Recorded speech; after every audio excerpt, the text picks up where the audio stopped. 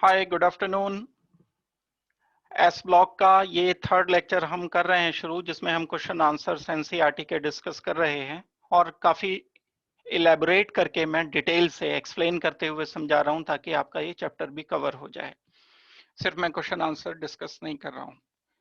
आज ये बचे हुए जो क्वेश्चन हैं एस ब्लॉक के एनसीईआरटी के, वो हम डिस्कस करेंगे। उससे पहले थोड़ा सा मैं हाइड्रेशन एनर्जी के बारे में आपको बताऊंगा। जैसे हमने इससे पहली वाली क्लास में लेटिस एनर्जी को डिटेल से डिस्कस किया था, अभी हम आज पहले हाइड्रेशन एनर्जी को डिस्कस करते हुए, क्योंकि सॉल्युबिलिटी वगैरह का इससे बड़ा अच्छा रिलेशन है और काफी रीजनिंग वाले क्वेश्चंस हम इसी बेस पर सॉल्व कर पाएंगे अगर हम हाइड्रेशन एनर्जी अच्छी तरह से समझ पाएंगे। तो कहते किसको है हाइड्रेशन एनर्जी, ये सबसे पहले आपको देखना है, सीखना है। नाम से पता चल रहा है हाइड्रेशन, वाटर होगा जब ये वाटर किसी सॉल्ट के आयंस को चारों तरफ से घेर लेता है तो वो आयन कुछ स्टेबलाइज हो जाता है। जब ये आयन स्टेबलाइज होगा तो कुछ एनर्जी लिबरेट होगी, निकलेगी बाहर, सिस्टम से बाहर चली जाएगी एनर्जी। ये एनर्जी हाइड्रेशन एनर्जी कहलाएगी। बड़ी क्रूड सी डेफिनेशन मैंने अभी आपको इसकी बताई, लेकिन बाकी सारे टर्म्स को हमें फिक्स करना होता है कि 1 मोल लें, किस कंडीशन में लें, वाटर लें, नॉर्मल टेम्परेचर पर लें, तब जाकर के ये एनर्जी जो लिबरेट होती है इसको हाइड्रेशन एनर्जी कहते हैं। हम एक प्रोसेस कंसीडर करते हैं। पहली बात ये कि हम ये एनर्जी हाइड्रेशन एनर्जी की जो बात कर रहे हैं यहाँ एस ब्लॉक में आयोनिक कंपाउंड के लिए बात कर रहे हैं। जैसे कोई ए पॉजिटिव है, बी नेगेटिव, कोई सॉल्ट है। सॉल्ट मतलब जो कैटायन एनायन से मिलकर के बना होता है। जब हम इसमें वाटर ऐड करते हैं तो कैटायन एनायन ये अलग अलग हो जाते हैं। जो कैटायन अलग होता है, वाटर मॉलिक्यूल की चारों तरफ एक लेयर बन जाती है, घेर लेता है वाटर चारों तरफ से इसको, और ये प्रोसेस हाइड्रेशन कहलाता है। क्वेश्चन आता है कि वाटर क्यों घेर लेता है? क्योंकि वाटर पोलर है और पोलैरिटी इस तरीके की है वाटर की कि ये पॉजिटिव नेगेटिव है। जैसे मैं कहता हूं ऑक्सीजन वाटर का हाइड्रोजन, वाटर का हाइड्रोजन, H2O लिखा, ये पॉजिटिव हो गया डेल पॉजिटिव, ये नेगेटिव हो गया, छोटा सा मैग्नेट बन गया, ये डाइपोल बन गया। डाइपोल का मतलब जिसमें दो पोल्स हैं, एक पॉजिटिव एक नेगेटिव। अब हमारे पास, मैं ये कह रहा हूं कि ये वाटर मॉलिक्यूल है। अब एक तो मॉलिक्यूल होगा नहीं, सैकड़ों हजारों मॉलिक्यूल्स होंगे। एक मेरे पास कैटायन है, कैटायन पर चार्ज पॉजिटिव है। एक वाटर मॉलिक्यूल है, वाटर मॉलिक्यूल के दो पोल्स हैं। पॉजिटिव पोल नहीं आएगा इधर, नेगेटिव पोल आएगा वाटर का, इधर पॉजिटिव पोल आएगा, दूर हो जाएगा। यानी मैं कह सकता हूं वाटर इस तरह से घेरेगा इसको कि इसके ऑक्सीजन इसके कांटेक्ट में रहे। भाई आयनिक अट्रैक्शन ही तो है, कोलम्बिक फोर्सेस जो होती हैं, पॉजिटिव नेगेटिव एक दूसरे को अपनी तरफ खींचते हैं। बस ये वन पॉजिटिव तो है ये, लेकिन वन नेगेटिव नहीं है, ये पार्शियल नेगेटिव है। तो वाटर मॉलिक्यूल घेर कर इसके चारों तरफ से इस तरह से घेरते हैं कि यहाँ नेगेटिव, पार्शियल नेगेटिव, वाटर का पार्शियल नेगेटिव, ये लेयर बन जाती है। इसको हम कहते हैं कि हाइड्रेशन प्रोसेस। इसमें ये पॉजिटिव चार्ज कुछ जो अकेला फिर रहा था बेचारा, अब ये पूरा एक काफिला लेके चलता है मॉलिक्यूल्स का। वाटर के मॉलिक्यूल चारों तरफ से घेरा बना करके, जैसे किसी बड़े किसी वीवीआईपी को चारों तरफ से उसके गार्ड घेर करके चलते हैं आगे, ऐसे जब ये जहां जहां कैटायन जाएगा वहां वहां वाटर मॉलिक्यूल चारों तरफ से सराउंड करके। और ये जितना ज्यादा डेंस होगा पॉजिटिव चार्ज, जितनी ज्यादा डेंसिटी होगी उतनी ज्यादा लेयर्स होंगी। ऐसा नहीं कि वाटर की एक ही लेयर होगी, एक लेयर हो सकती है, दूसरी लेयर हो सकती है, तीसरी लेयर एक और हो सकती है। तो कई सारे घेरे होते हैं जो आगे चलते चले जाते हैं। इसी को हम आगे और डिफरेंट एस्पेक्ट में भी करेंगे। तो मैं अगर सम अप करूं अपनी बात को सिंपल करके, तो मेरे पास एक ये सोडियम क्लोराइड मॉलिक्यूल है और इस सोडियम क्लोराइड को NaCl, ये बीच में जो ये ग्रे वाला पार्ट दिख रहा है ये सोडियम है और ये ग्रीन वाला क्लोरीन है। क्योंकि कैटायन छोटा होता है, एनायन बड़ा होता है, इसलिए मैं ऐसा बोल रहा हूँ। वाटर मॉलिक्यूल में डिसॉल्व किया, ऊपर से हमने वाटर में ऐड करके इसको शेक किया, हिलाया, थोड़ा सा टेम्परेचर भी बढ़ाया, तो क्या होगा, धीरे धीरे वाटर मॉलिक्यूल इसे चारों तरफ से घेर लेंगे। ये ब्लू वाला जो है, नीला वाला, ये वाटर मॉलिक्यूल है। सोडियम पॉजिटिव को चारों तरफ से घेर लिया वाटर ने, Cl नेगेटिव को चारों तरफ से वाटर ने घेर लिया। ये प्रोसेस हाइड्रेशन प्रोसेस है। अब ये एक लेयर ही नहीं बनेगी, तो समझने के लिए सिंपल करके लिख दिया गया, ये एक से ज्यादा लेयर्स बन जाएंगे। इसे हम नाम देंगे हाइड्रेटेड सोडियम आयन, जो कि नॉन हाइड्रेटेड सोडियम आयन के कंपैरिजन में ज्यादा स्टेबलाइज है। बस यहीं से हाइड्रेशन एनर्जी का कंसेप्ट आप सोच सकते हो। ये मेरे पास एनर्जी है, ये कोई रिएक्शन प्रोग्रेस की बात हो रही है। ये सोडियम बिल्कुल अकेला था, जिसके चारों तरफ कोई वाटर मॉलिक्यूल नहीं था। अकेला सोडियम और हाइड्रेटेड सोडियम, यानी वाटर चारों तरफ से जब इसको घेर चुके, इन दोनों की अपनी एनर्जी में फर्क होता है। इसकी एनर्जी ज्यादा है, इसकी एनर्जी कम है। तो जब ये नॉन हाइड्रेटेड से हाइड्रेटेड में आएगा, तो ये एनर्जी गैप आ गया। ये एनर्जी लिबरेट कर रही है, क्योंकि ज्यादा से कम पर आ रहा है ये एनर्जी पे। अगर आप हाइड्रेटेड से नॉन हाइड्रेटेड पे ले जाओगे, वाटर हटाओगे, तो बाहर से एनर्जी आपको देनी पड़ेगी। लेकिन जब कोई कैटायन हाइड्रेटेड कैटायन में कन्वर्ट होगा, तो कुछ एनर्जी लिबरेट होगी। यही कंडीशन एनायन पर होगी। एनायन को जब चारों तरफ से कोई वाटर मॉलिक्यूल सराउंड करेगा, तो अब वाटर मॉलिक्यूल का पॉजिटिव पार्ट सराउंड करेगा। पॉजिटिव पार्ट कौन सा है? H, oxygen H। ये ऑक्सीजन एंड H में इलेक्ट्रोनेगेटिविटी डिफरेंस है, डेल नेगेटिव इधर, डेल पॉजिटिव इधर, तो ये पॉजिटिव पार्ट इंटरेक्शन करता है। एनायन को वाटर का पॉजिटिव पार्ट चारों तरफ से सराउंड करेगा, कुछ एनर्जी लिबरेट होगी। तो एनायन की अपनी हाइड्रेशन एनर्जी होती है, कैटायन की अपनी हाइड्रेशन एनर्जी होती है। बहुत सारी चीजों पे डिपेंड करती है, अभी करेंगे धीरे धीरे एक एक सारी करके। पहले हम हाइड्रेशन एनर्जी कर लेंगे, डिपेंडेंसी भी इसकी करते हैं डिस्कस, सॉल्युबिलिटी से रिलेशन भी इसका करेंगे फिर हम। तो hydrated chloride ion, hydrated sodium ion, hydrated sodium ion and chloride ion is more stable in comparison of non-hydrated cation and anion. Energy gap he hydration energy है। अब हम क्या करते हैं, इसे रिप्रेजेंट कर देते हैं। बस ये और ये एक ही बात है, बस ये यहाँ फोकस कर दिया, इसको थोड़ा सा जूम लेंस लगा दिया इस पर। जूम लगाने के बाद सोडियम दिख जाएगा हमें, ऑक्सीजन नेगेटिव ने इंटरेक्शन किया, ये कोलम्बिक फोर्स है, ये कोलम्बिक फोर्स है, ये पॉजिटिव नेगेटिव एक दूसरे को इंटरेक्ट कर रहे हैं। इसी तरह से ये नेगेटिव को पॉजिटिव वाला पार्ट चारों तरफ से सराउंड करें। बहुत सारे और मॉलिक्यूल होंगे, एक लेयर नहीं होगी, एक से ज्यादा लेयर्स होंगी, कई सारी लेयर्स हो सकती है। वो किस पे डिपेंड करेगी एक से ज्यादा लेयर बनना, वो भी आएंगे, उस पर भी अभी हम डिस्कशन करेंगे। तो पहले नंबर पर हम ये सोचते हैं कि इनफैक्ट ये हाइड्रेशन एनर्जी है क्या।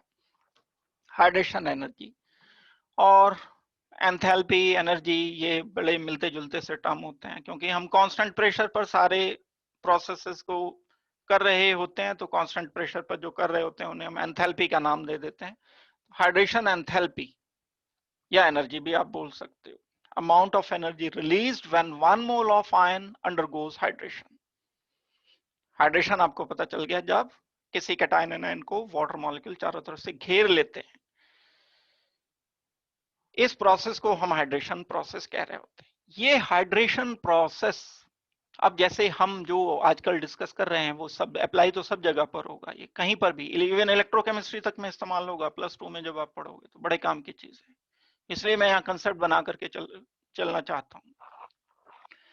अगर हम एस ब्लॉक में हाइड्रेशन एनर्जी देखते हैं, तो ग्रुप 1, ग्रुप 2, ग्रुप 1 में लिथियम, सोडियम, पोटेशियम, सब पर 1 पॉजिटिव, 1 पॉजिटिव, 1 पॉजिटिव। लेकिन सिर्फ 1 पॉजिटिव से नहीं, साइज भी मैटर करता है।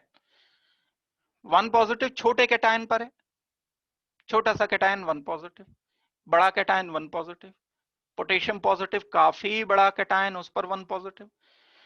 एक टर्म आता है चार्ज डेंसिटी। ये चार्ज डेंसिटी सबसे कम है पोटेशियम में। ये लिथियम पॉजिटिव में चार्ज डेंसिटी सबसे ज्यादा है। क्या नतीजा निकलेगा?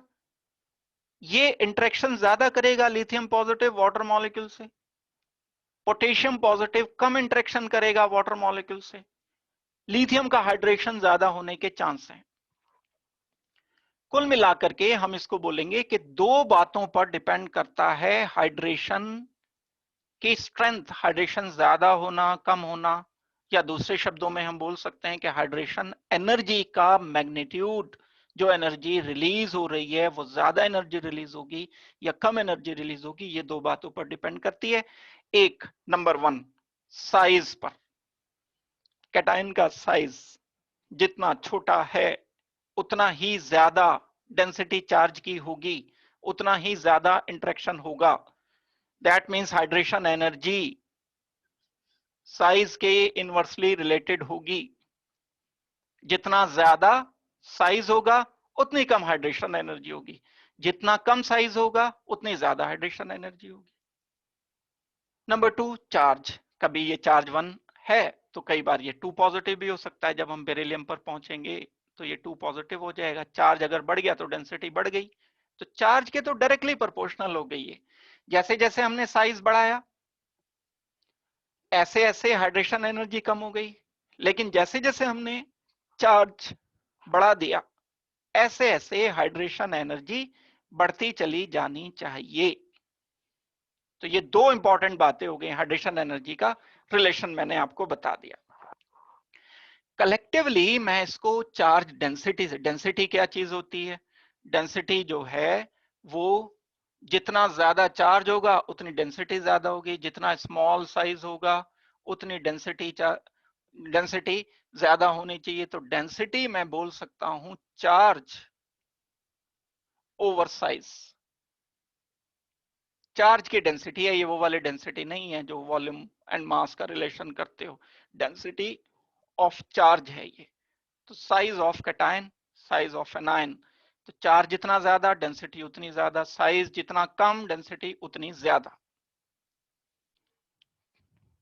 बड़ी सिंपल सी बात हो जाती है कि दो चीजों पर डिपेंड कर रहा है हाइड्रेशन एनर्जी, चार्ज पर, साइज पर।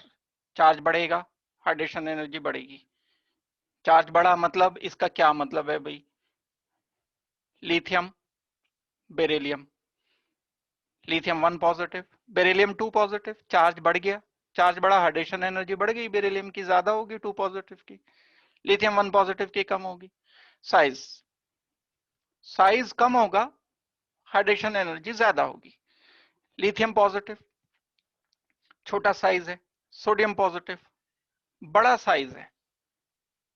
अब यहां मैंने चार्ज सेम रखा है, साइज इसका बड़ा, इसकी हाइड्रेशन एनर्जी कम, सोडियम पॉजिटिव की हाइड्रेशन एनर्जी रहेगी कम, लिथियम पॉजिटिव की हाइड्रेशन एनर्जी ज्यादा रहेगी। तो ये दो बातें आपको ध्यान रखनी है, तो बहुत अच्छी तरह से फिर आप कंपैरिजन कर पाओगे। स्मॉलर साइज ऑफ कैटायन या एनायन दोनों, भाई जैसे लिथियम पॉजिटिव के लिए बात ट्रू है ऐसे ही एफ नेगेटिव के लिए बात ट्रू रहेगी। ये एफ नेगेटिव छोटा होता है, सीएल नेगेटिव बड़ा होता है, इसकी हाइड्रेशन एनर्जी कम रहेगी, इसकी हाइड्रेशन एनर्जी ज्यादा रहेगी। आई नेगेटिव की हाइड्रेशन एनर्जी तो बहुत कम हो जाएगी, चार्ज सेम है लेकिन साइज बढ़ता चला जा रहा है। आयोडीन का साइज सबसे बड़ा, फ्लोरीन का सबसे छोटा। दो बातों पर ये डिपेंड करती है। तो ये मैंने आपको एक्सप्लेन कर दी बात। आगे बढ़ते हैं इसके बाद।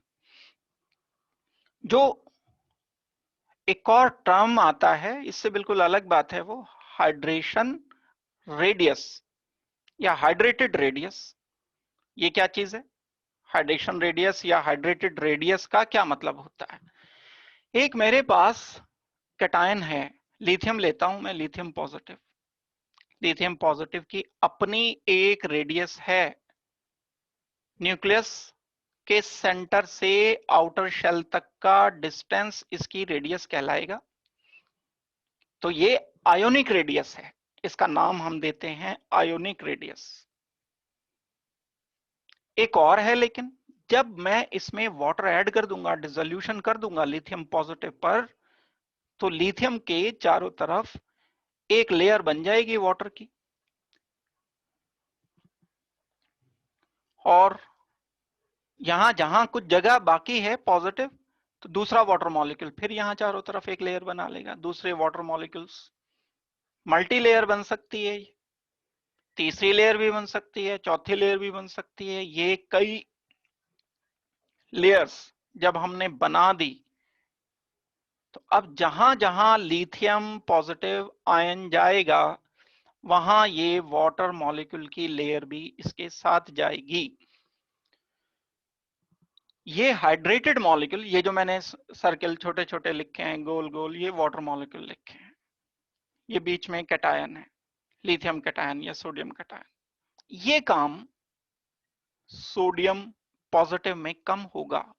भाई कैटायन का साइज बड़ा हो गया, सोडियम का साइज बड़ा हो गया, ठीक है, आयनिक रेडियस ज्यादा है इसकी, लेकिन लेयर कम बनेगी क्योंकि हाइड्रेशन कम होगा। ये एक बात समझनी पड़ेगी आपको। जब हम छोटा कैटायन लेते हैं तो बहुत सारी वाटर की लेयर्स बनती हैं, मल्टी लेयर्स बनती हैं। जितना छोटा कैटायन लेंगे उतना ही ज्यादा लेयर्स वाटर की बनेंगी। जितना कैटायन का साइज बड़ा होगा उतनी कम लेयर बनेंगी। और इसको हम बोलेंगे क्या? ये जो स्फेयर बना वाटर मॉलिक्यूल समेत, यहां से लेकर न्यूक्लियस से लिथियम पॉजिटिव के और सबसे बाहर वाली लेयर तक के बीच का डिस्टेंस, ये कहलाएगा हाइड्रेटेड रेडियस।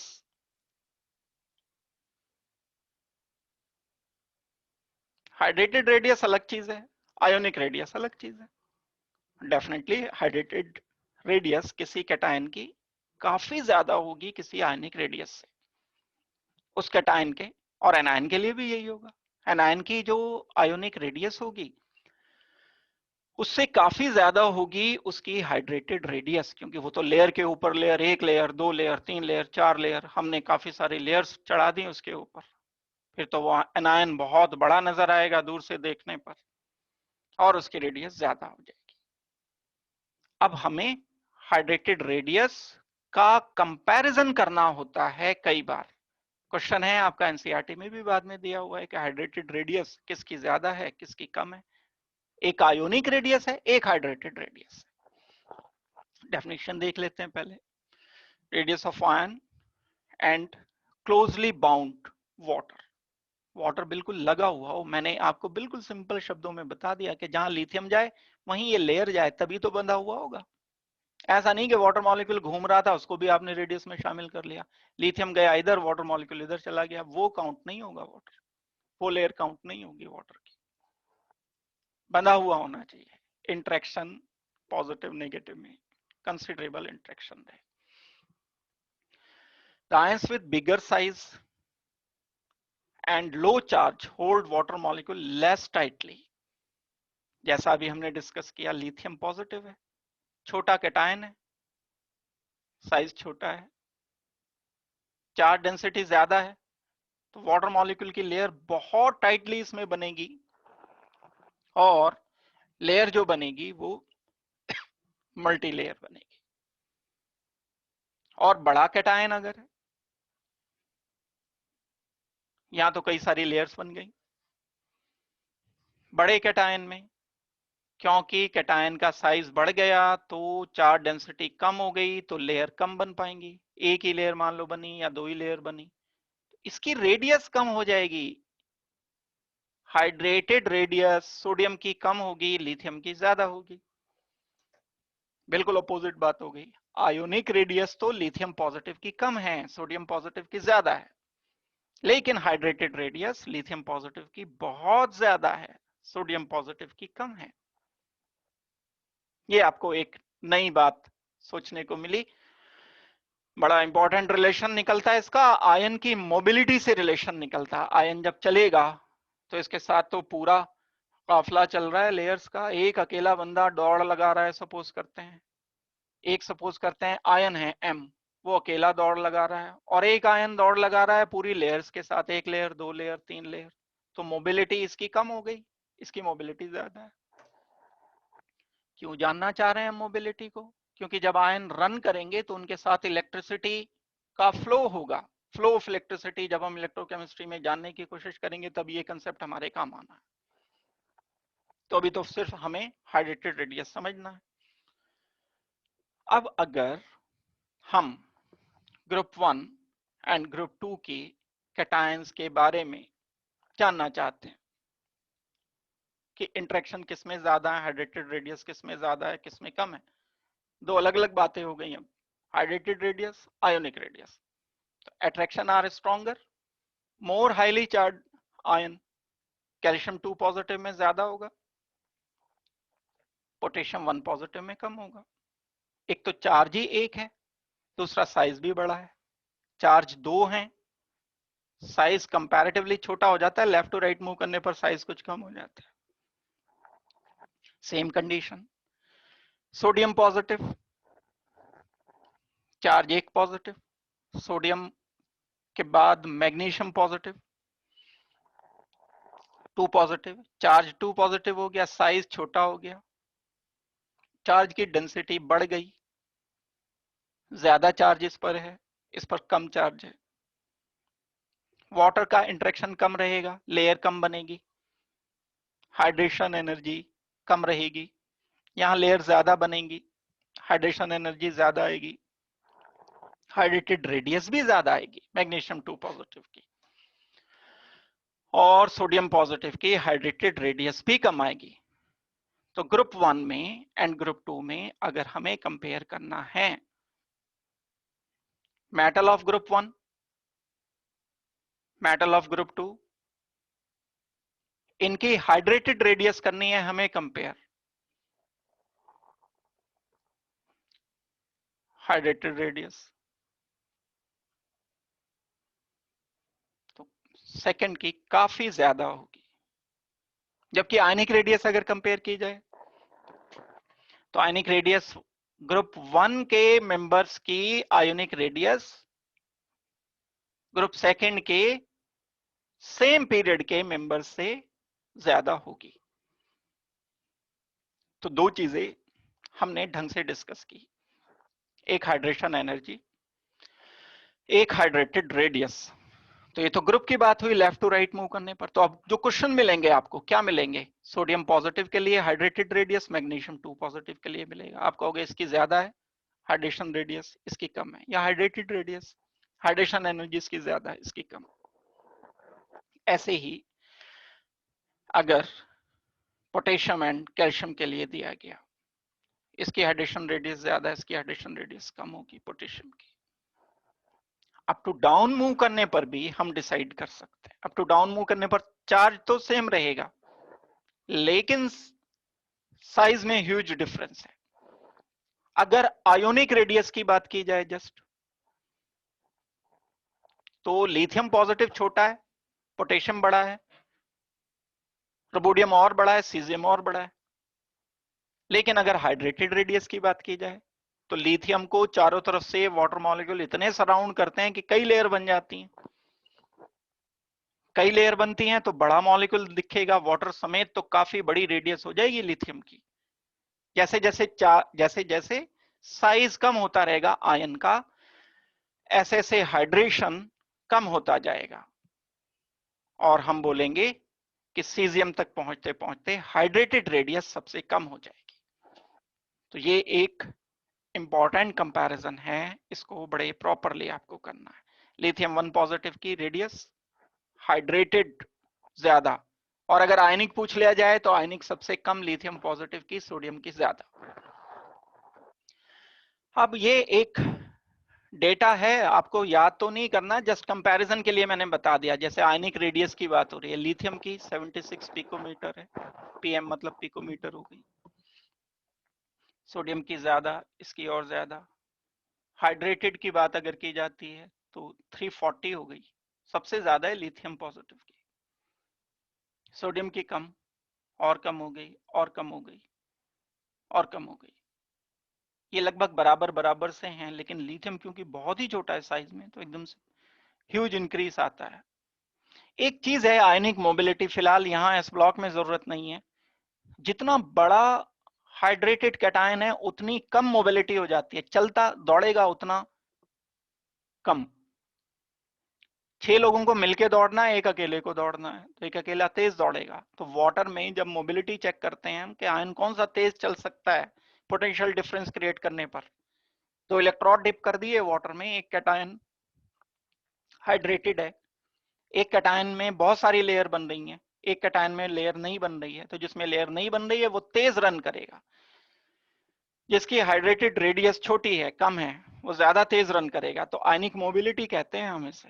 इससे फिलहाल अभी यूनिट छोड़ दो अभी इसकी कि क्या है, कंडक्टिविटी से रिलेशन है, ओम्स पर सेंटीमीटर स्क्वायर, ओम पर ओम सेंटीमीटर स्क्वायर पर मोल। तो ये मोबिलिटी कम सबसे, तो अगर मोबिलिटी पे क्वेश्चन आ जाता है इस ब्लॉक में क्वेश्चन, सबसे कम मोबिलिटी उसकी होगी जो सबसे बड़ी हाइड्रेटेड रेडियस रखता है। सबसे ज्यादा मोबिलिटी किसकी होगी, जिसकी सबसे कम हाइड्रेटेड रेडियस है। लेकिन अपनी रेडियस अगर इसकी है, क्योंकि रन आपको वाटर में कराना है, तो रेडियस ये चेक करेंगे, ये वाली चेक नहीं करेंगे, ये रेडियस को चेक करके डिसाइड करेंगे। तो वेल, मैंने एक जनरल डिस्कशन किया। अब मैं इसके बाद आपको बता रहा हूं कि रिलेशन क्या है इस हाइड्रेशन एंथैल्पी का सॉल्युबिलिटी के साथ। दो चीजें हैं रिलेशन अगर हमें चेक करना है हाइड्रेशन एंथैल्पी एंड सॉल्युबिलिटी का, तो दो चीजें हैं जो डिसाइड करती हैं। एक लैटिस एनर्जी, किसी सॉलिड को मुझे क्या करना है, सॉलिड को डिसॉल्व करना है,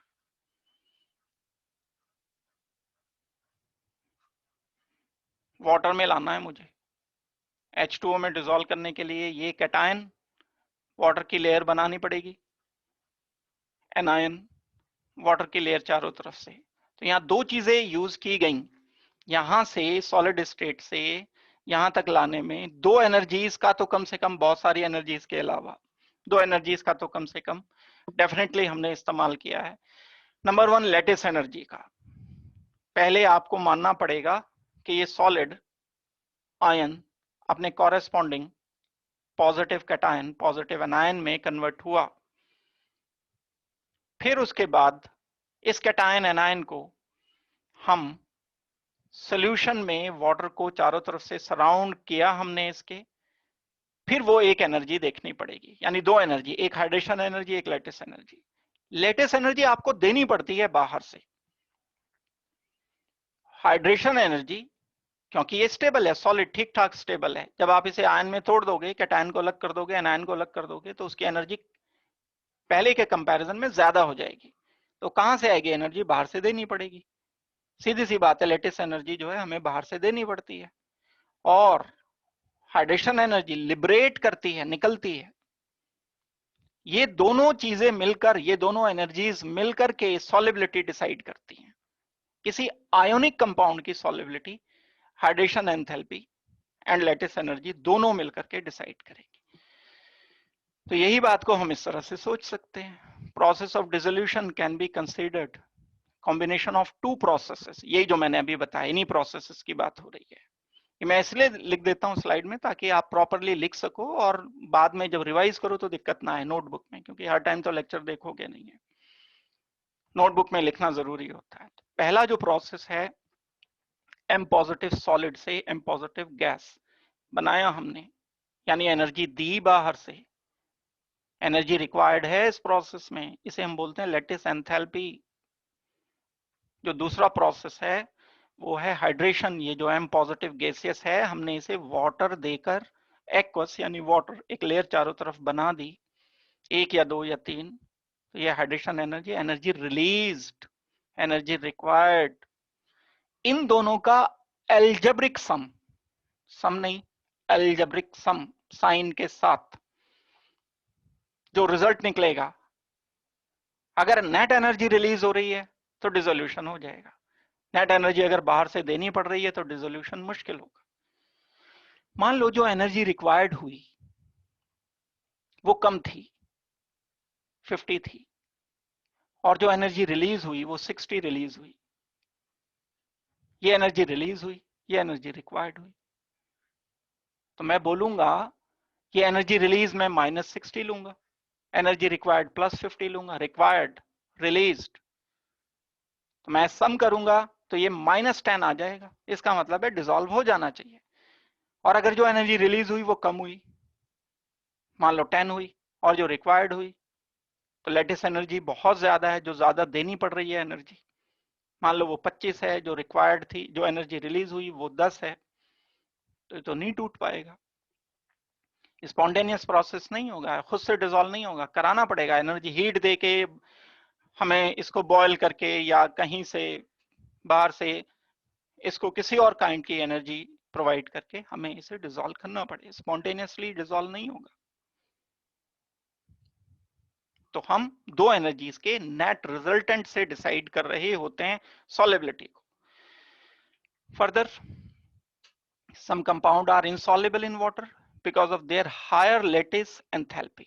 हायर मतलब कंपैरेटिवली हायर, जितनी एनर्जी लिबरेट हुई उससे ज्यादा रिक्वायर्ड हुई, और कुछ डिसॉल्व हो जाते हैं क्योंकि जो एनर्जी रिलीज होती है वो एनर्जी ज्यादा होती है जितनी रिक्वायर्ड होती है उससे। तो हम इन दोनों का एल्जेब्रिक सम करके डिसाइड करेंगे। Favourable condition for the formation of solution involve the negative value, और नेगेटिव वैल्यू होनी चाहिए। नेगेटिव वैल्यू मतलब एनर्जी लिबरेट कर जाए। आप शुरू से पढ़ते आ रहे हो नेगेटिव वैल्यू कब होती है, जब एनर्जी लिबरेट करती है, हीट जब रिलीज करती है। हाइड्रेशन एनर्जी की मैग्नीट्यूड अगर ज्यादा है, अब मैं मैग्नीट्यूड पर आ गया नेगेटिव पॉजिटिव छोड़कर, हाइड्रेशन एनर्जी का मैग्नीट्यूड अगर जो लिबरेट हो रहा है वो ज्यादा है लेटेस्ट एनर्जी के कंपैरिजन में जो रिक्वायर्ड है, तब ये डिसॉल्व हो जाएगा, अदरवाइज डिसॉल्व नहीं होगा। कुल मिला के नेट सटीक बात तो हम तभी बता सकते हैं जब हमारे सामने डेटा है, साफ सुथरी है बात। अगर हम वैसे कंपैरिजन कर सकते हैं, ज्यादा कम कम ज्यादा करके, लेकिन बिल्कुल एग्जैक्ट तो हम तब बता पाएंगे जब हमारे सामने डेटा रखा होगा। चेक करेंगे और जो वैल्यू आ जाएगी दोनों का अलजेब्रिक सम करके हम डिसाइड करके बता सकते हैं। तो एक तो ये बात हुई, ये मैंने इसलिए आपको बताया ताकि कुछ क्वेश्चंस हम सॉल्व कर सकें और समझ सकें सॉल्युबिलिटी। तो जो क्वेश्चंस आपको मिलेंगे इस चैप्टर में, एक तो सॉल्युबिलिटी पर क्वेश्चन मिलेंगे, सॉल्युबिलिटी पर जो क्वेश्चन मिलेंगे वो हाइड्रेशन एनर्जी लेटिस एनर्जी पर हमें करने होंगे। एक क्वेश्चंस मिलेंगे थर्मल स्टेबिलिटी पर। जो थर्मल स्टेबिलिटी है वो आयोनिक बिहेवियर पर डिपेंड करती है। अगर मॉलिक्यूल आयोनिक है, जितना ज्यादा आयोनिक होगा उतना ही मुश्किल से डिकम्पोज होगा, वही फजान रूल अप्लाई करना पड़ेगा, सीधी सी बात है। तो तीन कंसेप्ट हो गए, ये हाइड्रेशन एनर्जी, लेटिस एनर्जी और एक फजान रूल।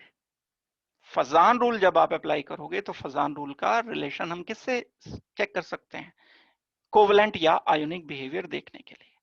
अगर मॉलिक्यूल ज्यादा आयोनिक आ रहा है तो कम डिकम्पोज हो पाएगा, आयनिक कंपाउंड बड़े स्टेबल होते हैं। तो इस तरह से हम क्वेश्चंस को अभी सॉल्व करना शुरू करते हैं। तो चलिए क्वेश्चंस शुरू करते हैं इस चैप्टर के। एक ही हमारा क्वेश्चन है, why lithium carbonate decomposes at lower temperature whereas sodium carbonate at higher temperature। अब ये डिकम्पोजिशन वाला क्वेश्चन है, सॉल्युबिलिटी का नहीं है। डिकम्पोजिशन मतलब थर्मल स्टेबिलिटी से मतलब है इसका, और थर्मल स्टेबिलिटी को आपको सॉल्व करना है फजान रूल से या आयोनिक कैरेक्टर से।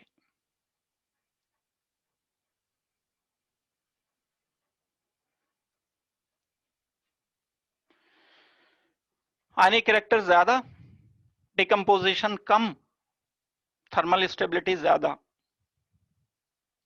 तो लिथियम कार्बोनेट की बात करते हैं।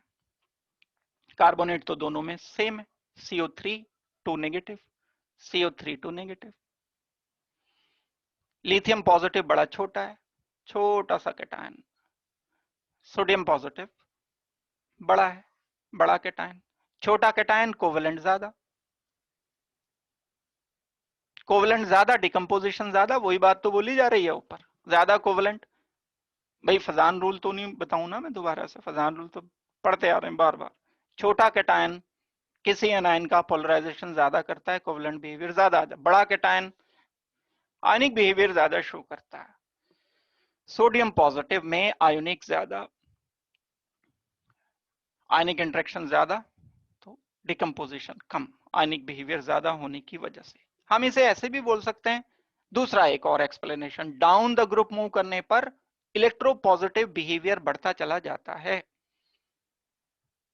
इलेक्ट्रोपॉजिटिव बिहेवियर बढ़ेगा तो आयोनिक बिहेवियर बढ़ेगा, आयोनिक बिहेवियर बढ़ने से स्टेबिलिटी, थर्मल स्टेबिलिटी बढ़ती चली जाएगी। तो जो लिथियम के कार्बोनेट होते हैं वो हीट करने पर डिकम्पोज हो जाते हैं। सोडियम कार्बोनेट को डिकम्पोज करना आसान काम नहीं है, मुश्किल काम है। पोटेशियम को तो और भी मुश्किल है, इसके बाद वाले मेंबर को तो और भी ज्यादा मुश्किल है।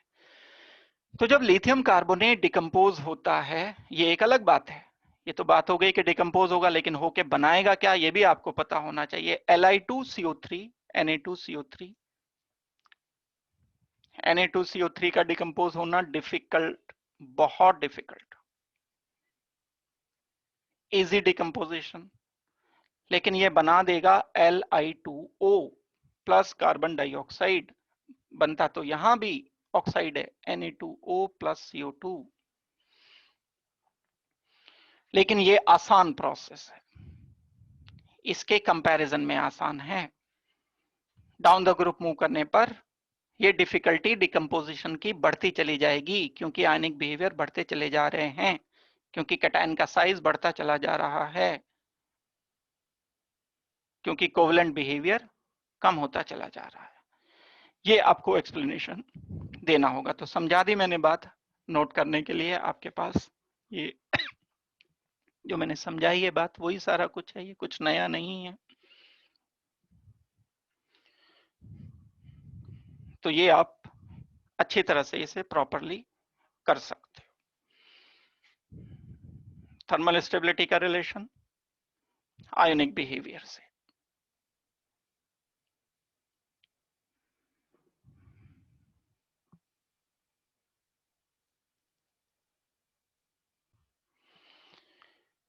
इसके बाद दूसरे क्वेश्चन पर आते हैं हम।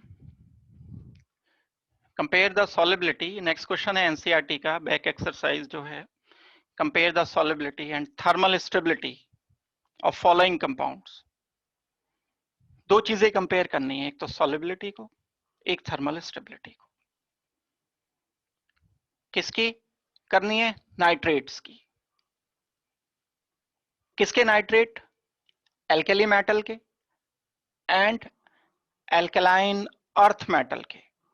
एल्कलाइन अर्थ मेटल कौन से हो गए? जैसे Ca, अगर हम नाइट्रेट की बात करते हैं तो NO3 ट्वाइस, और फर्स्ट ग्रुप की अगर बात करते हैं तो ये हो जाएगा NaNO3। इन दो ग्रुप को हमें कंपेयर करना है, ग्रुप 1 एंड ग्रुप 2 के नाइट्रेट को, दो प्रॉपर्टी लेके कंपेयर करना है, एक सॉलिबिलिटी को और दूसरा हमें कंपेयर करना है थर्मल स्टेबिलिटी को। इन दो चीजों को हम कंपेयर करेंगे। तो सबसे पहले हम थर्मल स्टेबिलिटी की बात करते हैं। जो लिथियम है, ग्रुप का पहला मेंबर है, वो प्रॉपर्टी में काफी डेविएशन शो करता है, एक्स्ट्राऑर्डिनरी स्मॉल साइज की वजह से ऐसा है, ये बात हम पहले से पढ़ते चले आ रहे हैं, ये अलग बिहेव करता है बिल्कुल। तो लिथियम को अगर हम छोड़ दें, तो बाकी सब मेंबर की अगर बात की जाए तो बहुत स्ट्रॉन्ग हीट करने पर ग्रुप 1 के नाइट्रेट ऑक्सीजन प्रोड्यूस करते हैं और मेटल नाइट्राइड बनाते हैं, NO2। मेरे पास MnO3 था,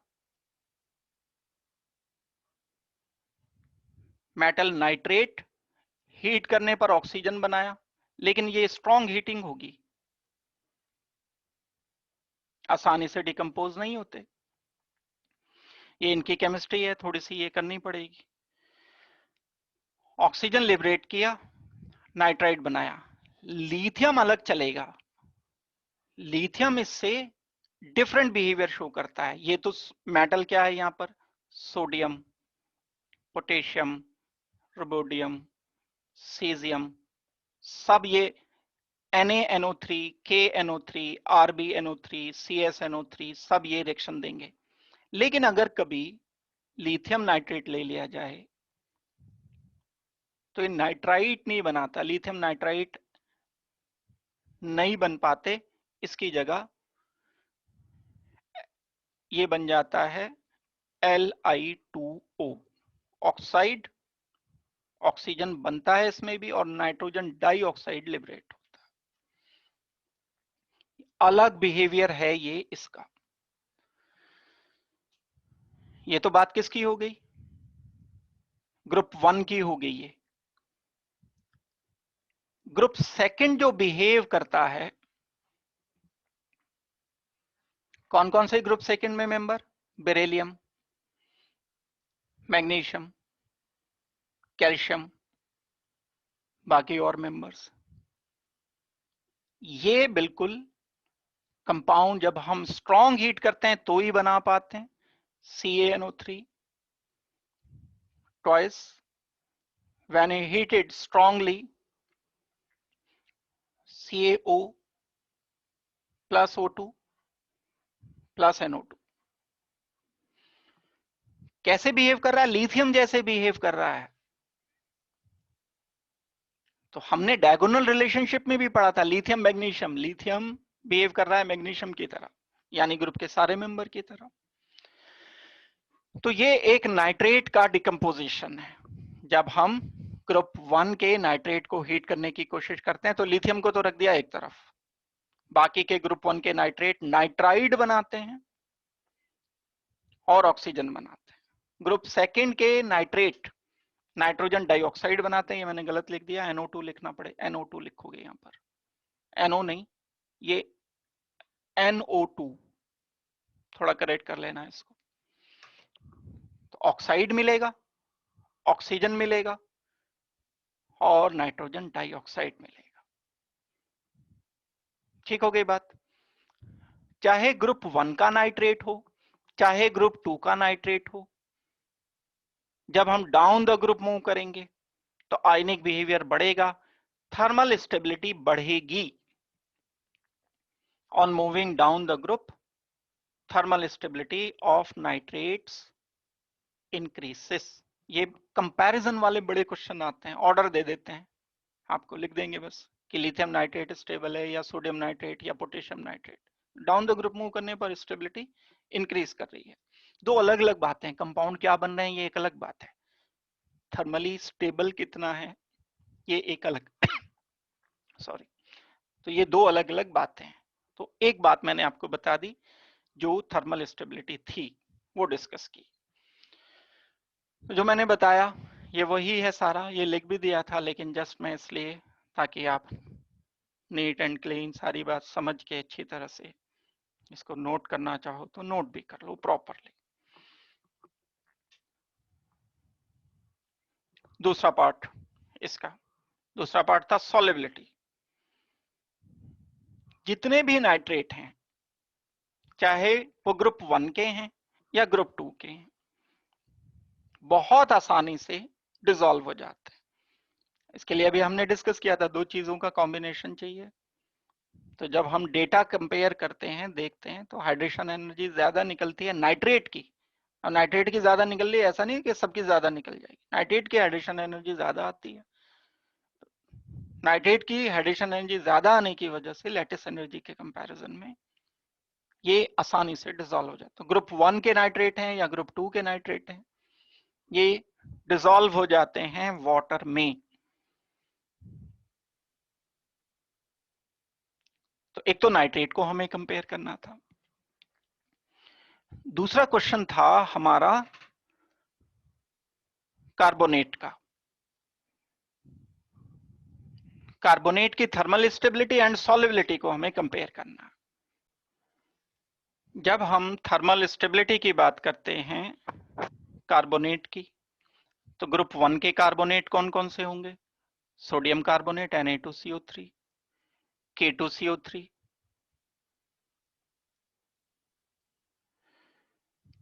caesium carbonate CS2, CO3। Group second के कार्बोनेट कौन कौन से कार्बोनेट होंगे? MgCO3 मैग्नीशियम कार्बोनेट हो गया।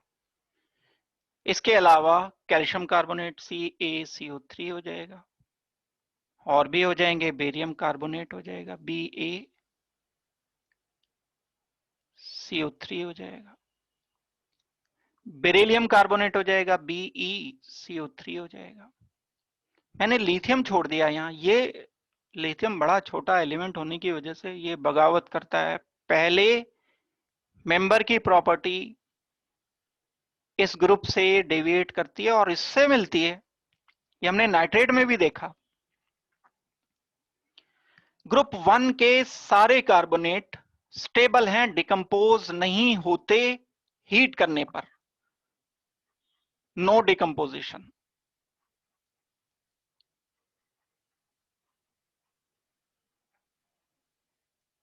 On heating, except lithium. Lithium चलेगा ग्रुप 2 के साथ, ये हीट करते रहो, डिकम्पोज नहीं होता, बहुत मुश्किल से डिकम्पोज होता है, थर्मली स्टेबल बोले जाते हैं। हम कह सकते हैं कि ये थर्मली स्टेबल है। अब यूं करने को तो कर ही सकते हैं, बहुत ही ज्यादा हीट करना पड़ेगा अगर हम डिकम्पोजिशन करना चाहें। थोड़ा बहुत हीट करने पर डिकम्पोज, यानी हम बोल सकते हैं कि हीट करने पर डिकम्पोजिशन इनका नहीं होता है, सोडियम कार्बोनेट का, पोटेशियम कार्बोनेट का, कैल्शियम कार्बोनेट का। लेकिन लिथियम कार्बोनेट डिकम्पोज हो जाता है हीट करने पर, यह अलग चलता है इनसे। एक तो प्रॉपर्टी में डेविएशन भी आ गया।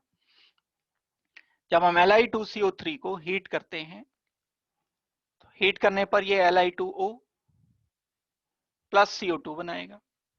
ये इजी है कंपैरेटिवली। अभी हमने थोड़ी देर पहले भी लिखा था कि सोडियम कार्बोनेट का बड़ा डिफिकल्ट है डिकम्पोजिशन। ये डिकम्पोजिशन आसान है और रिजेंबल करता है इनके डिकम्पोजिशन से। जैसे ये डिकम्पोज हो रहे हैं ऐसे ही मैग्नीशियम कार्बोनेट MgCO3 भी डिकम्पोज होता है। MgCO3 को जब आप हीट करते हो तो ये भी MgO बनाएगा और साथ में कार्बन डाइऑक्साइड बना देगा। तो ग्रुप सेकंड के कार्बोनेट डिकम्पोजिशन करने पर कार्बन डाइऑक्साइड लिबरेट करते हैं। लिथियम कार्बोनेट ग्रुप सेकंड से रिजेंबल करता है। ग्रुप 1 के बाकी कार्बोनेट डिकम्पोजिशन आसानी से नहीं देते, बहुत बहुत मुश्किल से डिकम्पोजिशन देते हैं, यानी हम बोल सकते हैं कि हीट का इफेक्ट इन पर नहीं होता। तो ये बड़ी एक इंपॉर्टेंट बात है और इन पे बड़े क्वेश्चंस मिलते हैं देखने के लिए। तो कार्बोनेट की बात हो रही है, थर्मल स्टेबिलिटी मैं बताना चाहता हूं आपको। लिथियम बिहेव करेगा ग्रुप सेकंड के कार्बोनेट के साथ और ऑक्साइड बनाएगा, बाकी के ऑक्साइड ये स्टेबलाइज रहते हैं। तो जो बात मैंने बताई वो आपको ये नोट कर लेनी है अच्छी तरह से समझ करके।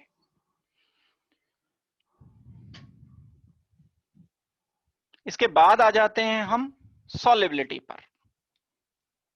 जब हम सॉलिबिलिटी कंपेयर करते हैं, देखते हैं, इन्हीं की करनी है जो हमें क्वेश्चन दिया गया है। ग्रुप 1 एंड ग्रुप 2 की करनी है, alkali metal alkaline earth metal की करनी है, कार्बोनेट की सॉलिबिलिटी करनी है। कार्बोनेट हमारे पास होता है लिथियम कार्बोनेट Li2CO3, वही लिखने हैं दोबारा से, Na2CO3, K2CO3,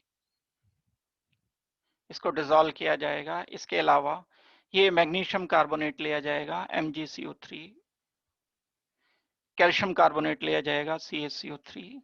ये कार्बोनेट वाटर में डिसॉल्व नहीं हो पाते, इनसॉल्युबल हैं।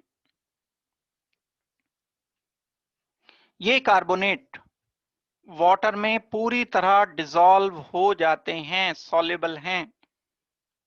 लेटिस एनर्जी से रिलेशन है, बहुत हाई लेटिस एनर्जी होती है। लेटिस एनर्जी साइज पर डिपेंड करती है, वो बात ठीक है, हाइड्रेशन एनर्जी भी ज्यादा होगी, लेकिन ओवरकम कर जाती है लेटिस एनर्जी। लेटिस एनर्जी इतनी ज्यादा होती है कार्बोनेट की सेकंड ग्रुप के कि वो डिसॉल्व नहीं होने देती। फर्स्ट ग्रुप के जो कार्बोनेट होते हैं वो डिसॉल्व हो जाते हैं, लेकिन लिथियम कार्बोनेट चलेगा ग्रुप सेकंड के साथ, ये इनसॉल्युबल रहता है, ये इसमें इनसॉल्युबल रहेगा। लिथियम कार्बोनेट बिहेव किसकी तरह से करता है? लिथियम कार्बोनेट बिहेव करता है ग्रुप सेकंड के मेंबर की तरह। लिथियम कार्बोनेट डिसॉल्व नहीं हो पाता वाटर में। Sodium carbonate, potassium carbonate, caesium carbonate ये वाटर में डिसॉल्व हो जाते हैं। ठीक हो गई बात? तो ये बड़ा एक सिंपल सा रिलेशन है, लेकिन याद रखने पड़ेंगे आपको। 2-4 बार अच्छी तरह से ध्यान से करके पढ़ लोगे तो याद आ जाएंगे। क्वेश्चन के लिए काफी अच्छा एरिया है, क्वेश्चन आएंगे बहुत यहां से, इस एरिया से, सॉल्युबिलिटी से, लैटिस एनर्जी से, हाइड्रेशन एनर्जी से, बड़े सारे क्वेश्चन आते हैं। सल्फेट की बात करते हैं हम इसके बाद। ग्रुप 1 एंड 2 के जो सल्फेट्स होते हैं, अगर हम थर्मल स्टेबिलिटी की बात करें तो प्लेनली स्पीकिंग कि पूरे एस ब्लॉक के सल्फेट हाईली स्टेबल होते हैं, डिकम्पोज नहीं होते हीट करने पर। ना तो ग्रुप 1 के सल्फेट और ना ग्रुप 2 के सल्फेट। अब लिथियम तो रह गया इसी के साथ, क्योंकि ग्रुप अगर ये 2 के साथ बिहेव कर भी रहा है तो ये तो डिकम्पोज नहीं होते, ये भी डिकम्पोज नहीं होते। तो सारे के सारे सल्फेट, कोई सा भी सल्फेट उठाओ आप, लिथियम का सल्फेट लो, Li2SO4, Na2SO4, calcium sulphate CaSO4, MgSO4, heat करोगे कोई फर्क नहीं, डिकम्पोजिशन नहीं। तो थर्मली हाईली स्टेबल है। थोड़ा बहुत हीट करने पर 400-500 डिग्री तक हीट करने पर कोई डिकम्पोजिशन इनका नहीं होता। ऐसे मॉलिक्यूल को हम बोल देते हैं, स्टेट कर देते हैं कि ये थर्मली स्टेबल होते हैं। तो इसके लिए आपको स्टेटमेंट याद रखना पड़ेगा कि ये थर्मली स्टेबल होते हैं जो सल्फेट होते हैं ग्रुप 1 एंड 2 के दोनों के। कंपैरिजन ही तो का तो क्वेश्चन है, जो क्वेश्चन शुरू में था वो हम कर रहे थे। सॉलिबिलिटी बड़ी रैंडम सी चलती है इसकी। मींस अगर हम ग्रुप 1 के सल्फेट की बात करते हैं, इसके बाद जो दूसरा नंबर आता है सॉलिबिलिटी का आता है, सल्फेट की सॉलिबिलिटी। जो फर्स्ट ग्रुप के सल्फेट्स हैं वो तो पूरी तरह से डिसॉल्व हो जाते हैं। ग्रुप 1 है sodium sulphate, potassium sulphate, caesium sulphate, ये सारे वाटर में पूरी तरह डिसॉल्व हो जाते हैं। लेकिन जो सेकेंड ग्रुप के सल्फेट्स हैं उनकी सॉलिबिलिटी वेरी करती है। जो छोटे मेंबर्स हैं बेरिलियम, मैग्नीशियम, ये तो पूरी तरह से डिसॉल्व हो जाते हैं वाटर में। जैसे जैसे हम डाउन द ग्रुप मूव करते हैं ऐसे ऐसे इनकी सॉलिबिलिटी सल्फेट की कम होती चली जाती है। जो बेरिलियम सल्फेट है BeSO4 वाटर में फेयरली सॉल्युबल है। जो मैग्नीशियम सल्फेट है कुछ कम डिसॉल्व हो पाता है लेकिन हो जाता है फिर भी। CaSO4 ये स्पेरिंगली सॉल्युबल है, थोड़ा सा डिसॉल्व हो जाता है, थोड़ा सा रह जाता है। SrSO4 डिसॉल्व नहीं होता, इनसॉल्युबल है। बेरियम सल्फेट तो बिल्कुल भी नहीं होता डिसॉल्व, इनसॉल्युबल है। तो ये जो मैंने ऑर्डर लिखा है वो सॉल्युबिलिटी इन वाटर लिखा है। जबकि जो ग्रुप 1 के सल्फेट्स हैं ये पूरी तरह से डिसॉल्व हो जाते हैं वाटर में। Sodium sulphate dissolve, potassium sulphate dissolve, caesium sulphate dissolve. लेकिन सेकंड ग्रुप के सल्फेट की solubility down the group move करने पर कम होती चली जाती है, हाइड्रेशन एनर्जी कम होती चली जा रही है। ये हाइड्रेशन एनर्जी बेरियम कैटायन बहुत बड़ा है, हाइड्रेशन एनर्जी जो लिबरेट होती है कम लिबरेट होती है, यहाँ लिबरेट ज्यादा होती है। तो ये सॉल्युबिलिटी की रेंज में नहीं आ पाती, ये सॉल्युबिलिटी की रेंज में आ पाती है। हम ये कंपैरिजन कर सकते हैं सॉल्युबिलिटी का। तो क्या कंपैरिजन है? एल्कली मेटल ग्रुप 1 के मेंबर वाटर सॉल्युबल हैं, जबकि सेकंड ग्रुप के मेंबर वेरी करते हैं। डाउन द ग्रुप सल्फेट की सॉल्युबिलिटी कम होती चली जाती है। तो आप इनको अच्छी तरह से कर सकते हो, सोच लो इनको अच्छी तरह से लिख लो। नेक्स्ट क्वेश्चन पर आते हैं। एक इसमें ये क्वेश्चन आता है BeCl2 सॉलिड स्टेट में एंड BeCl2 वेपर फेज में इनका स्ट्रक्चर क्या है। बेरिलियम स्ट्रक्चर की बात की गई है तो इलेक्ट्रॉन डॉट स्ट्रक्चर से शुरुआत कर दें, 1s 2s 2 and 2 ये कॉन्फ़िगरेशन है, 2s2 2p 0 कॉन्फ़िगरेशन है। जब मैं इस इलेक्ट्रॉन को जंप करा दूंगा आगे एनर्जाइज स्टेट में तो बेरिलियम का कॉन्फ़िगरेशन ऐसा कुछ आ जाएगा, p सब शेल में एक इलेक्ट्रॉन आ जाएगा ये जंप करके इधर, s में एक रह गया 2s 2p। अब BeCl2 पूछा गया हमसे तो एक क्लोरीन यहां कंबाइन कर दोगे, एक क्लोरीन यहां, BeCl2 तो ऐसा बना। अगर एक सिंपल मॉलिक्यूल आपसे कहा जाए कि BeCl2 का कैसा है तो ये तो लीनियर है। क्यों लीनियर बोल दिया मैंने? क्योंकि हाइब्रिडाइजेशन एक s एक p ऑर्बिटल यूज होके sp हाइब्रिडाइजेशन हुआ इसका। इसके दो ऑर्बिटल खाली हैं, ये वाला ऑर्बिटल वेकेंट है, ये ऑर्बिटल वेकेंट है, जिसकी वजह से ये लुईस एसिड होगा। एक और इंपॉर्टेंट बात इसमें ये है, लुईस एसिड क्योंकि इसके पास खाली ऑर्बिटल है। ये तो हो गई एक बात, लेकिन हमसे क्वेश्चन जो इससे ज्यादा कुछ पूछा है, सॉलिड स्टेट में कुछ अलग कंडीशन बनती है, ये जो मॉलिक्यूल हैं जैसे एल्यूमिनियम क्लोराइड वगैरह कंबाइंड हो जाते हैं, ऐसे ये सॉलिड स्टेट में वेपर फेज में कंबाइंड हो जाते हैं। मॉलिक्यूल जब वेपर फेज में आता है तो डायमेरिक एग्जिस्ट करता है, दो मॉलिक्यूल इसके क्लब कर जाते हैं। जब मॉलिक्यूल सॉलिड फेज में आता है तो बहुत सारे BeCl2 के मॉलिक्यूल एक दूसरे से जुड़ते हुए जुड़कर पॉलीमर बना लेते हैं। कैसे हम ये पॉलीमेरिक स्ट्रक्चर रिप्रेजेंट कर सकते हैं, ये देखो हमने ये BeCl2 बनाया, इसके साथ Cl and Cl, BeCl and Cl, ये लीनियर में लिखता जा रहा हूं, BeCl एंड Cl।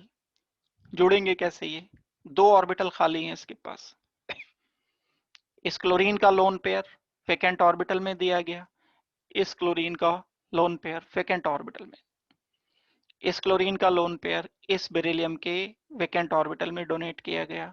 दूसरे वाला यहाँ एक और मॉलिक्यूल लिख रहा हूँ क्योंकि पॉलीमर बनाना है तो आप यूज कर सकते हो, इसके वेकेंट ऑर्बिटल में ये क्लोरीन का लोन पेयर इसके वेकेंट ऑर्बिटल में डोनेट किया गया। चलाते चले जाओगे चेन बनती चली जाएगी, इतना बड़ा मॉलिक्यूल बन जाता है, मॉलिक्यूलर मास बहुत ज्यादा हो जाते हैं इसलिए ये सॉलिड आ जाता है। हाइब्रिडाइजेशन चेंज हो गया, वैलेंसी अब 2 की जगह 4 हो गई, 1 2 3 4, 4 ऑर्बिटल यूज हो गया, ये वाला भी यूज हो गया, ये भी यूज हो गया, ये भी S3p sp3 हाइब्रिडाइजेशन हो जाता है सॉलिड फेज में। ये कॉम्पिटिशन के क्वेश्चन हैं अलग से। Hybridization of beryllium is sp3 in solid phase। Dimeric की बात नहीं हो रही है, सॉलिड की बात हो रही है। अलग अलग फेजेस में जब हम इसे वेपर फेज में पहुंचा देते हैं तो वेपर फेज में इतना बड़ा मॉलिक्यूल तोड़ के जाएगा नहीं, टूट के जाएगा, डायमर बना रह जाता है। जो डायमर बना रह जाता है वो कैसा होगा, दो मॉलिक्यूल जुड़ पाएंगे बस इसमें। जो दो मॉलिक्यूल जुड़ेंगे वो कुछ इस तरह से रहेंगे, Be एंड Be, इसका Cl इसका Cl, Cl and Cl। Linear ही था पहले, लेकिन एक क्लोरीन ने अपना लोन पेयर इसको डोनेट किया, इसके क्लोरीन ने लोन पेयर इसे डोनेट किया। एक अभी भी खाली रह गया ऑर्बिटल, ये सिग्मा बॉन्ड है, ये सिग्मा बॉन्ड है, ये सिग्मा बॉन्ड है, एक खाली ऑर्बिटल है। अब यहां ये डायमेरिक है, दो ही तो कंबाइंड हुए, तो हाइब्रिडाइजेशन अब इसका sp2 आएगा, एक खाली ऑर्बिटल, 3 सिग्मा बॉन्ड्स। हाइब्रिडाइजेशन की बात सोचो अपनी, sp2 ट्राइगोनल प्लेनर जैसा ये होना चाहिए और ये डायमेरिक स्ट्रक्चर यहां बन जाएगा। दो अलग अलग केसेस हैं ये, इन दोनों के रिजल्ट अलग अलग मिलते हैं हमें। तो ये पॉलीमेरिक स्ट्रक्चर मैंने बता दिया। हाइब्रिडाइजेशन ध्यान रखना sp3 हर एक बेरिलियम का, और जो गैसियस फेज मॉलिक्यूल रहेंगे उसमें हाइब्रिडाइजेशन sp2 रहेगा। ट्राइगोनल प्लेनर स्ट्रक्चर रहना चाहिए। ठीक हो गई बात? आई होप कि ये समझ आ गया होगा। इसके बाद नेक्स्ट क्वेश्चन हम करते हैं दूसरा। ये भी काम का क्वेश्चन है। Hydroxide and carbonate of sodium and potassium are easily soluble in water,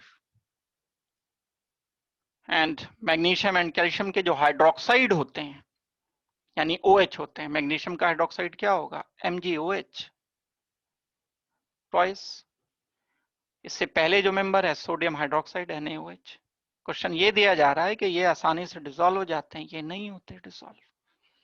lattice energy ज्यादा होगी, सीधी सी बात है। इनकी साइज पर डिपेंड करती है, चार्ज डेंसिटी पर डिपेंड करती है। जितना ज्यादा चार्ज होगा, मैग्नीशियम पर 2 पॉजिटिव चार्ज है, सोडियम पर 1 positive sorry 1 positive. Lattice energy कम, लैटिस एनर्जी ज्यादा।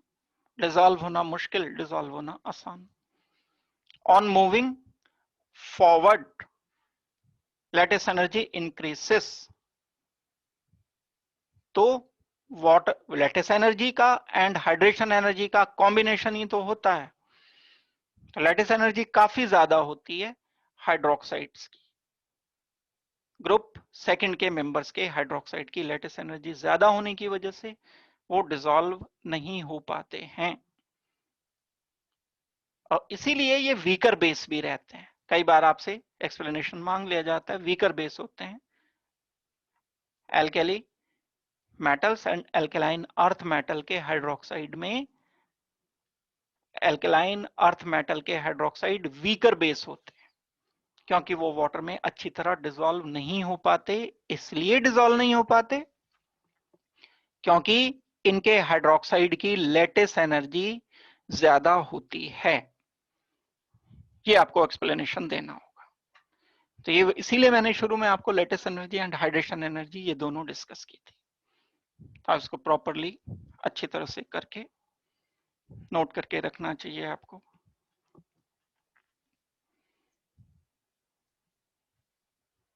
दूसरे क्वेश्चन पर आते हैं। इसके बाद कुछ ये बड़े जनरल से क्वेश्चंस हैं, इसमें आ जाते हैं कई बार बोर्ड में। आपके जो 11th के होम एग्जाम होते हैं उसमें कई बार आ जाते हैं। एक लाइम स्टोन होता है, उसके यूजेस बताने, इंपॉर्टेंस मतलब यूजेस बताने हैं। सीमेंट के यूजेस आपको बताने हैं। प्लास्टर ऑफ पेरिस, तो मैं एक एक करके बता रहा हूँ। लाइम स्टोन जानते हो आप, कैल्शियम कार्बोनेट है, जैसे चूना पत्थर जो होता है वो, तो सीमेंट बनाने के काम आता है। ये जो सीमेंट बनते हैं फैक्ट्रीज में, तो इसमें लाइमस्टोन का बहुत इस्तेमाल होता है। बिल्डिंग मटेरियल, जो पुरानी बिल्डिंग तो बनती थी कैल्शियम कार्बोनेट की, बहुत ज्यादा पुरानी जो बिल्डिंग होती थी 150-200 साल पुरानी बिल्डिंग्स, वो लाइमस्टोन की बनाई जाती थी। आज की डेट में भी बहुत सारी बिल्डिंग्स ऐसी हैं जो लाइमस्टोन की, बहुत सारे जो पुराने मोनूमेंट्स आप देखते हैं वो लाइमस्टोन के ही बने हुए हैं। और इसके अलावा जैसे टूथपेस्ट वगैरह है, उसमें हम इस कैल्शियम कार्बोनेट का फ्रिक्वेंटली इस्तेमाल करते हैं एक बेस मटेरियल की तरह से। पेंट्स में इस्तेमाल किया जाता है, और रोड्स वगैरह बनाने में जो मटेरियल स्प्रेड किया जाता है स्टॉक की तरह से। तो ये एक बेसिक से यूजेस हैं, आप इसको अच्छी तरह से देख करके प्रॉपरली पढ़ सकते हो, कर सकते हो। दूसरा, सीमेंट का तो यूज किसे नहीं पता होगा, सभी जानते हैं। सीमेंट बिल्डिंग बनाने में, पुल बनाने में, रोड बनाने में, ये मेन इसके यूजेस हैं जो हम सीमेंट के यूजेस करते हैं। कंस्ट्रक्शन करने में सभी कुछ सीमेंट का बना हुआ है। आपका स्कूल, हॉस्पिटल, डैम्स, ये सब कंस्ट्रक्शन जो है वो ज्यादातर इसी का किया जाता है। एक तीसरी चीज और है, ये प्लास्टर ऑफ पेरिस। ये प्लास्टर ऑफ पेरिस जो है वो एक मटेरियल होता है जिप्सम। जिप्सम मिनरल होता है, वो अर्थ से निकाला जाता है। उस जिप्सम से प्लास्टर ऑफ पेरिस बनाया जाता है। प्लास्टर ऑफ पेरिस थोड़ा सा फाइन होता है। जब हम जिप्सम को हीट करते हैं तो हीट करने के बाद फॉर्मेशन प्लास्टर ऑफ पेरिस की होती है। जो जिप्सम होता है आपका ये होता है CaSO4, जिप्सम की बात कर रहा हूं, प्लास्टर ऑफ पेरिस की नहीं, .2H2O।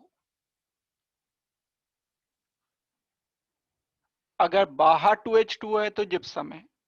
फिर जब हम इसे हीट करते हैं तो ये वाटर कम हो जाते हैं, वाटर निकल जाता है इससे। तो यहाँ 2CaSO4 के साथ एक वाटर मॉलिक्यूल, यानी एक CaSO4 के साथ आधा water molecule. Calcium sulphate hemihydrate, यानी 1 वाटर मॉलिक्यूल जब लगा रह जाएगा तब हम इसे प्लास्टर ऑफ पेरिस कहेंगे। ये बहुत फाइन हो जाता है, बहुत बारीक पाउडर हम इसका बना सकते हैं। बहुत अगर आर्टिस्टिक चीजें अगर हम बनाना चाहें फाइन लेवल पर, जैसे आपने देखा होगा घरों में जो हम यूज करते हैं, रूफिंग वगैरह, या कोई चीज हमें पैटर्न कोई बनाने हैं, कोई चीज हमें बहुत जैसे रूफ में कोई फ्लावर या कोई इस टाइप की चीज हमें कॉन्स्टिट्यूट करनी है, तो सीमेंट उसके लिए प्रॉपर नहीं होता, क्योंकि सीमेंट में बहुत फाइननेस नहीं आ पाती है। लेकिन जो प्लास्टर ऑफ पेरिस होता है वो बहुत फाइन लेवल पर पैटर्न बनाने के काम आ सकता है। बाकी ये इतना स्ट्रांग भी नहीं होता जो प्लास्टर ऑफ पेरिस होता है, सीमेंट ज्यादा स्ट्रांग रहता है, लाइट होता है ये प्लास्टर ऑफ पेरिस। तो प्लास्टर ऑफ पेरिस है क्या? जिप्सम से बनाया जाएगा। ये कैसे बनाया जाएगा? जब हम जिप्सम को स्ट्रांग हीट करते हैं 373 केल्विन पर, तो प्लास्टर ऑफ पेरिस बन जाता है। इससे एक मॉलिक्यूल से ये वाटर मॉलिक्यूल हट गए, एक कैल्शियम सल्फेट पर आधा वाटर मॉलिक्यूल बचा। हेमीहाइड्रेट हम इसे कहते हैं। या मैं इसे ऐसे भी लिख सकता हूं 2CaSO4 1H2O, जैसे यहां लिखा है, एक ही बात है। दो के साथ एक तो एक के साथ आधा। यूजेस इसके क्या रहेंगे? इसको हम ऑर्नामेंटल प्लास्टर वर्क के लिए यूज किया जाता है, और जैसे बोन फ्रैक्चर वगैरह हो जाते हैं जो, उसमें भी हम इसका इस्तेमाल कर रहे होते हैं। तो वेल, एक और यूज है इसका, जिप्सम को प्लास्टर ऑफ पेरिस को नहीं, मिनरल जो होता है इसको सीमेंट में मिलाया जाता है। जब सीमेंट बनाया जाता है तो सीमेंट के जमने का जो रेट होता है वो बड़ा तेज होता है, बहुत तेजी से जमता है। अगर वो बड़ी तेजी से जम जाएगा तो उसमें क्रैक्स आ जाएंगे, तो उसको हम उसकी सेटलिंग को थोड़ा स्लो करना चाहते हैं, कम करना चाहते हैं। उसकी सेटलिंग को कम करने के लिए हम उसमें थोड़ा जिप्सम ऐड करते हैं। तो जिप्सम का ये एक और भी यूज है। चलो इसके बाद नेक्स्ट क्वेश्चन पर आते हैं हम। Why lithium salts commonly hydrated and those of other alkali metals are usually anhydrous? वही जो हमने पढ़ा है डिटेल अभी हाइड्रेशन एनर्जी की, उसी से रिलेटेड है।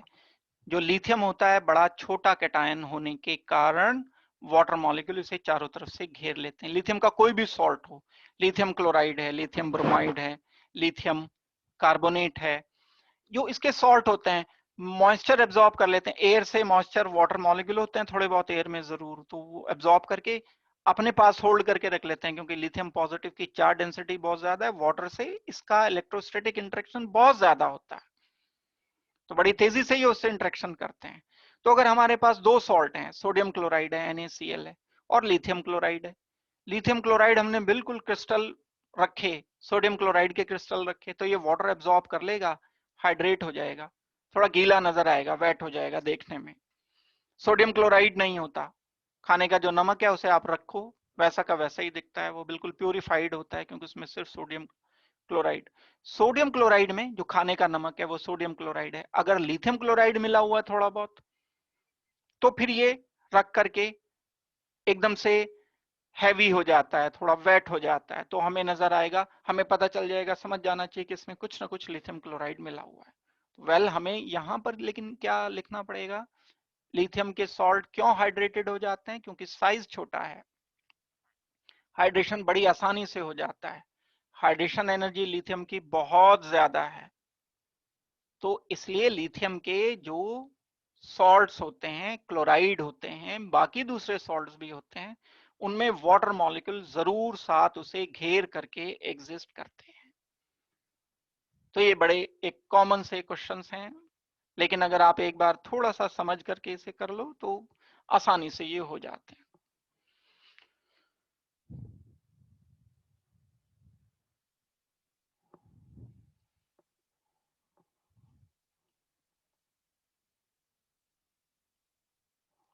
नेक्स्ट क्वेश्चन पर आते हैं हम इसके बाद। Lithium fluoride almost insoluble in water whereas lithium chloride is soluble. Chloride fluoride, अब ये यहां चेंज कर दिया, देखो इन्होंने लिथियम कॉमन लिया, दोनों में छोटे कैटायन है, चेंज क्या किया, एनायन। तो बिल्कुल इसमें कोई परेशान होने की बात नहीं, एनायन छोटा है, एनायन बड़ा है, Cl नेगेटिव, लैटिस एनर्जी से रिलेशन रहेगा। दूसरा किससे रिलेशन रहेगा, हाइड्रेशन एनर्जी से भी रिलेशन रहेगा। तीसरा किससे रिलेशन रहेगा, आयनिक एंड कोवेलेंट बॉन्ड से रिलेशन रहेगा। ये बॉन्ड आयोनिक है, कैटायन तो दोनों सेम है। फजान रूल क्या कहता है, फजान रूल के अकॉर्डिंग एनायन का साइज जितना छोटा होगा उतना ही आयोनिक बॉन्ड बनेगा, कैटायन का साइज जितना छोटा होगा उतना कोवेलेंट बॉन्ड बनेगा, एनायन का साइज जितना बड़ा होगा उतना कोवेलेंट बॉन्ड ज्यादा बनेगा। फजान रूल रिपीट करके बैठना, मैं फजान रूल बताने में नहीं टाइम लगाऊंगा, ये पहले फजान रूल एक बार देख लो, जहां लिखा है वो 2 पॉइंट है बस वो। तो लिथियम फ्लोराइड आयनिक ज्यादा है, लिथियम क्लोराइड कोवेलेंट है, लिथियम तो कॉमन है, यहाँ क्लोरीन बड़ा एनायन ज्यादा कोवेलेंट, छोटा कैटायन छोटा एनायन कम कोवेलेंट। तो जो कोवेलेंट कंपाउंड होते हैं वो पोलर सॉल्वेंट में, जैसे वाटर, कम डिसॉल्व होते हैं, लेस सॉल्युबल होते हैं। नॉन पोलर सॉल्वेंट में, non polar solvent like acetone जो दिया इन्होंने, ये नॉन पोलर सॉल्वेंट है या लेस पोलर सॉल्वेंट है, इसमें ये डिसॉल्व ज्यादा होंगे, मोर सॉल्युबल।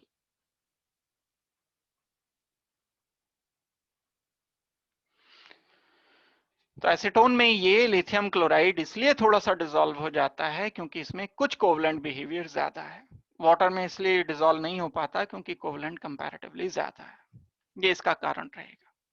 सॉल्युबिलिटी का सीधा सीधा रिलेशन हम आयोनिक बिहेवियर कोवेलेंट बिहेवियर से दे सकते हैं, हाइड्रेशन एनर्जी से भी बिल्कुल, लैटिस एनर्जी से भी बिल्कुल रिलेट करेंगे, कोई डाउट की बात ही नहीं है कि लैटिस एनर्जी लिथियम फ्लोराइड की ज्यादा होगी। लिथियम तो छोटा है ही दोनों में, लेकिन फ्लोरीन भी छोटा है, तो लैटिस एनर्जी ज्यादा है, ज्यादा एनर्जी देनी पड़ेगी, और हाइड्रेशन एनर्जी भी ज्यादा लिबरेट होगी। लिथियम फ्लोराइड में वाटर लिथियम को भी सराउंड करेगा, फ्लोरीन छोटा है उसको भी सराउंड करेगा, लार्ज अमाउंट ऑफ एनर्जी, इन दोनों का कंप्रोमाइज डिसाइड करता है। तो लिथियम फ्लोराइड के केस में हाइड्रेशन एनर्जी ज्यादा होती है, लिथियम क्लोराइड के केस में कंपैरेटिवली कम रहेगी, और क्योंकि फ्लोरीन छोटा है साइज में तो लेटिस एनर्जी ज्यादा है, लेकिन इससे कहीं ज्यादा हाइड्रेशन एनर्जी हो जाती है, इसलिए ये डिसॉल्व हो जाएगा।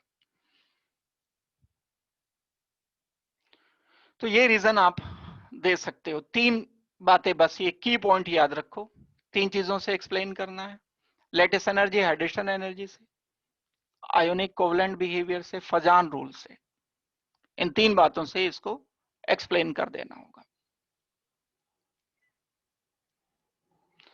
नेक्स्ट पर आते हैं, इसके बाद दूसरा क्वेश्चन देखते हैं।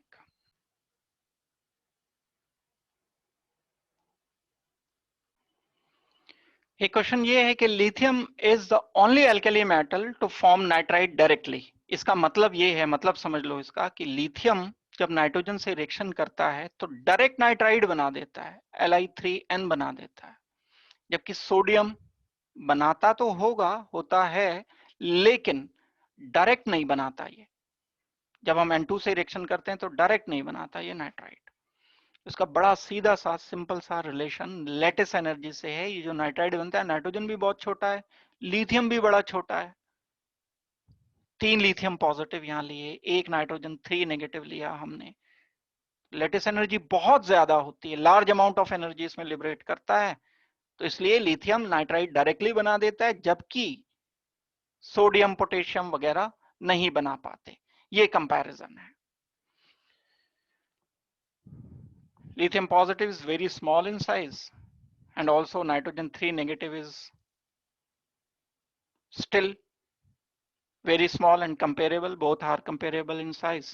Lattice energy released is very, very high in comparison of sodium positive और potassium positive. ये कारण रहेगा। तो चलो, जो मेन क्वेश्चंस थे इसमें मैंने इस चैप्टर के ऑलमोस्ट सभी डिस्कस कर दिए।